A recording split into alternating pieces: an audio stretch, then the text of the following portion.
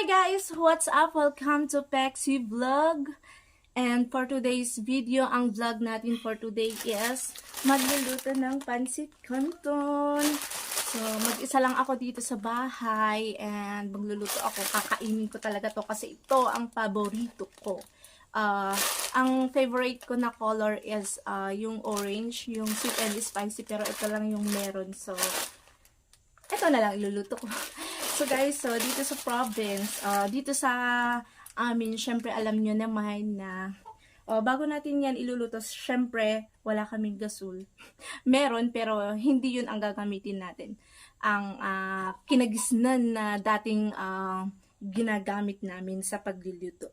So, syempre, bago ang lahat, tayo ay gagawa ng apoy. Baka hindi nyo pa alam maggumawa ng apoy dyan.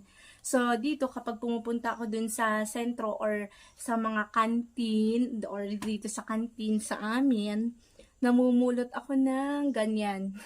Madumi. Pero okay lang yan. Yung takip ng 2x2 ganun or 4x4.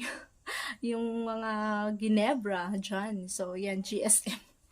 So, ito yung gagamitin ko sa paggawa ng apoy. So, watch it.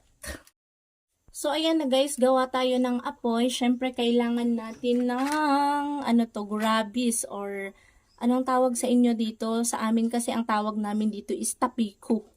Hindi ko alam kung masusulat yung tapiku or lapeg. Yan po ang tawag sa amin. Hindi ko alam sa inyo. Just comment kung anong tawag sa inyo dyan. So, ayan, ito yung sisindihan natin at gagawa tayo ng apoy. So, baka marami sa inyo ang hindi pa alam gumawa ng apoy, guys. So, ayan na. Oh my gosh. Yan, guys. Tapos, gaganyan natin. Madali lang to. Alam ko maraming nakakaalam lalo na sa mga ganito yung pinaglulutuan. So, ayan na, guys. Gawa na siya. Then, lagay natin dyan.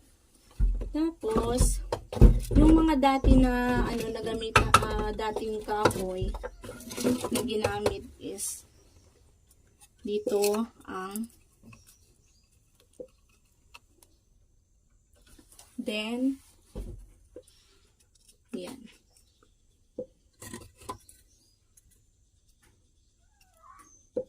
Mabilis lang to guys, tapos magiging apoy na yan.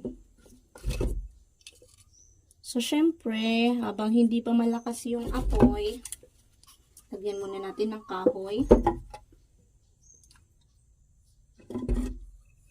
Yan. Sigurado, apoy na yan mamaya. So, guys, yan na. Then, wait natin mamaya. Magiging apoy na yan. So guys, syempre habang gumawa na tayo ng apoy, 'di ba? Syempre hugasan natin yung paglulutuan natin ng pansit canton.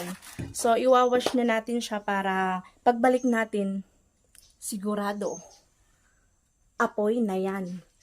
So, let's go.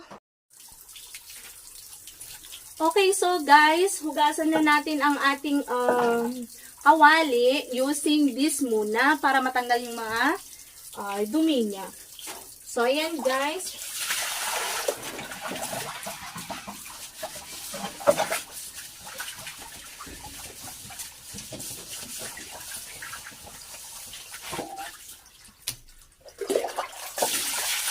So, ayan. Malinis lang tignan guys. Pero, syempre, ulitin natin sa sponge para matanggal yung mga sebo. Sebo. Ayun.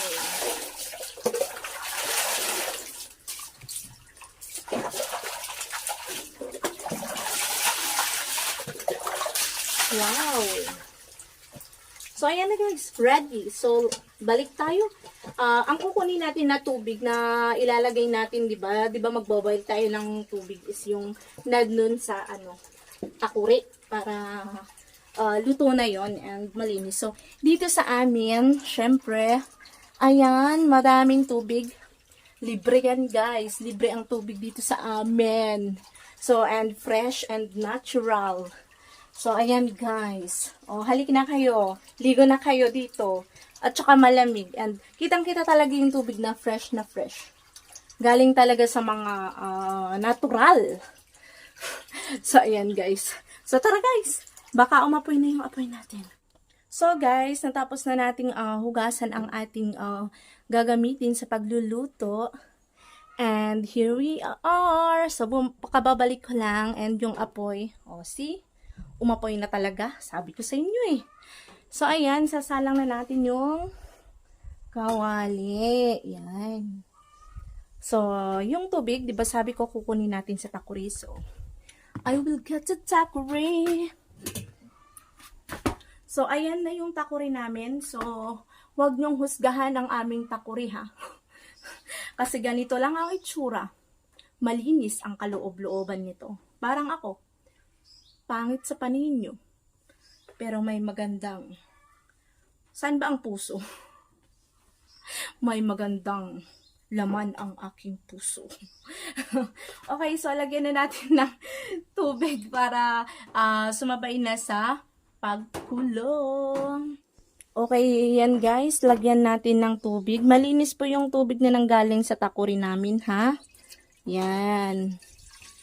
Konti lang, kasi 2 pansit canton lang naman yung ilalagay natin. So, antayin natin na kumulo yan, guys. Then, let's put the pansit canton. Okay, guys. So, habang hinihintay natin na kumulo yung tubig doon sa kawali, storytelling muna tayo. So, 'di ba, sabi ko sa inyo, mag-isa lang ako dito sa bahay. So, palagi talaga ako mag-isa dito sa bahay. And mas gusto ko talaga na mag-isa lang. Kasi parang nagfo-focus ako sa mga plano ko sa buhay and nagkakaroon ako ng peace of mind, 'di ba? Nagfo-focus sa sarili ko. Hindi naman boring, mas masaya nga eh. Kasama ko kayo.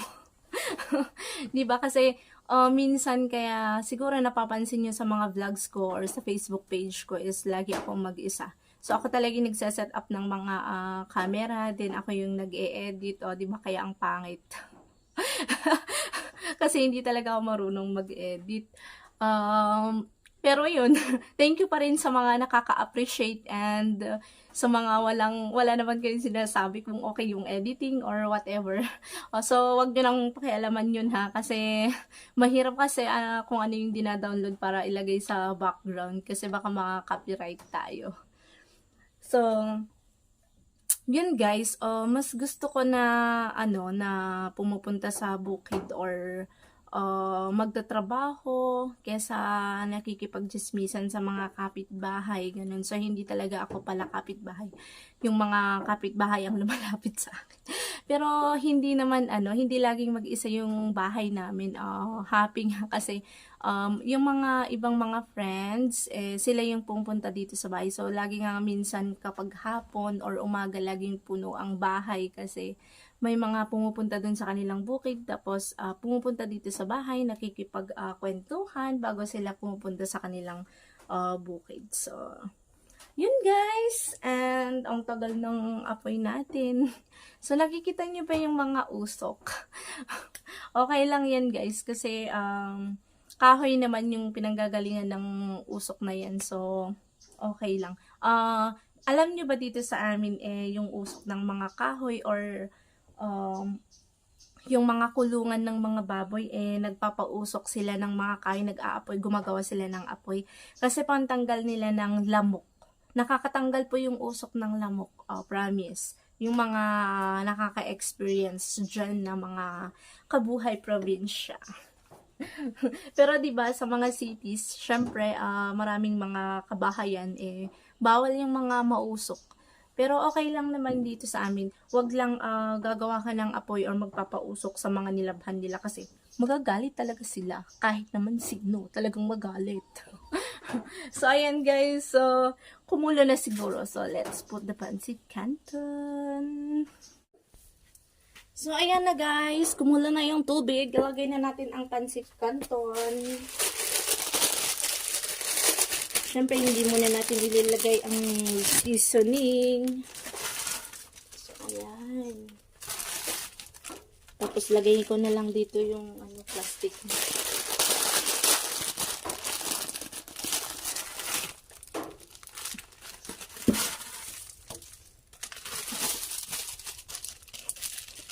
O, diba? Malakas na yung apoy at saka mainit.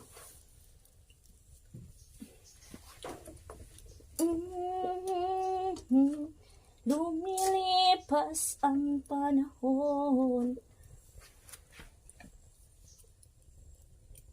So, wait lang natin guys yung canton na maluto bago natin ilagay yung seasonings.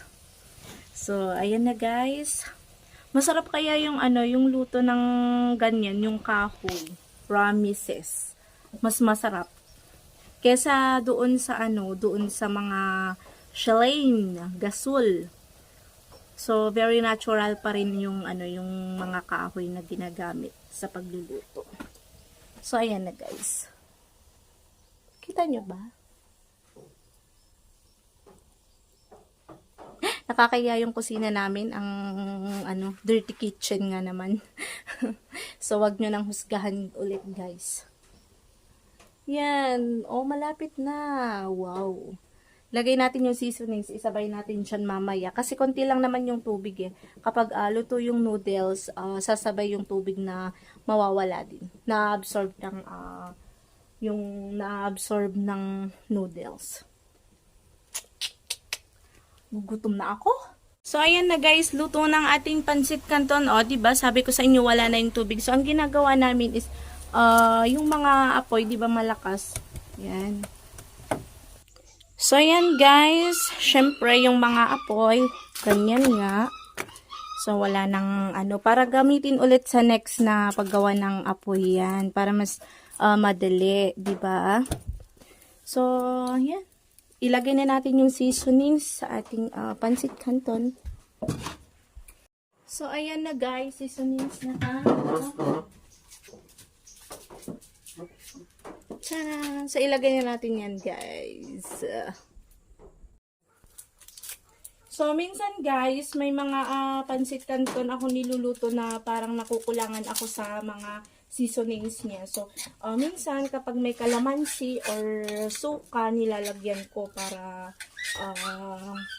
pampadagdag doon sa lasa or soy. Yung mga soy. So, ayan guys. Na-absorb na ng tubig, parang overcook ng konti. So, ilagay na natin siya sa pinggan.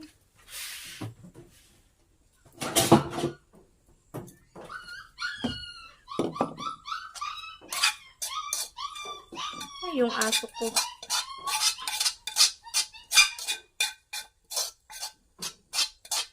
So, wala na. Empty na. So, guys, this is it, pansit. So, gawa ng ating pansit canton.